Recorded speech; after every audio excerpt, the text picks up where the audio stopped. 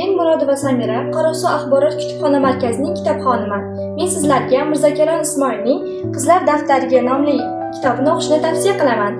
Ushbu kitobda Nabiraning qiziga, shu bilan birga uning dugonalariga hayot saboqlari, to'g'rilik, halollik, vafo kabi nasihatlarni o'z aksini topadi. Shu bilan birga egrilikning oqibatlari, oilada kelinlik vazifalari hamda farzand tarbiyasidagi nozik jihatlar o'z aksini topadi. Sizlarga ushbu kitobni o'qishingizni tavsiya qilaman.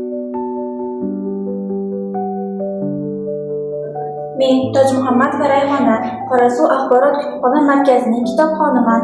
Sizlarga yozuvchi Mahmudov Obiddinning Farzandnoma nomli kitobini kitobxon qizlarga tavsiya qilaman.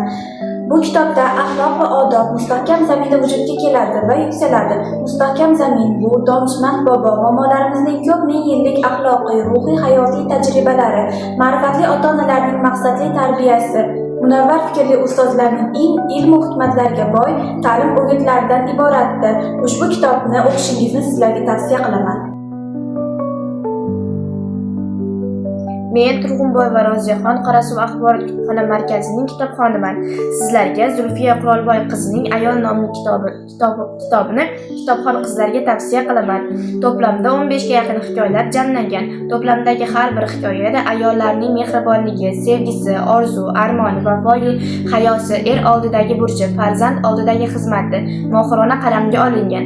Ayol degan nomi bo'y basti bilan ko'rsatgan. Bu hikoyalar hech qachon o'z qadrini yo'qotmaydi. Ushbu kitobni sizlarga o'qishingizni tavsiya qilaman.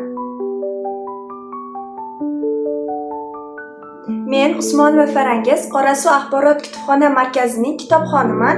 Sizlarga yozuvchi Erkin Malikning Nabiralarimga maktublar nomli kitobini kitobxon qizlarga o'qishni tavsiya qilaman. O'rigidan mag'zi shirin degan gap bejizga emas. Taniqli yozuvchi Erkin Malikning Nabiralarimga maktublar kitobida bobo va nabiraning shirin suhbatlari asosida qurilgan, bola tarbiyasidagi nozik jihatlar mahorat bilan ochib berilgan. Asar jamiki nabiralar uchun yorqin bir tarbiya maktabi bo'lib qoladi. Ushbu kitobni o'qishingizda sizlarga tavsiya qilaman.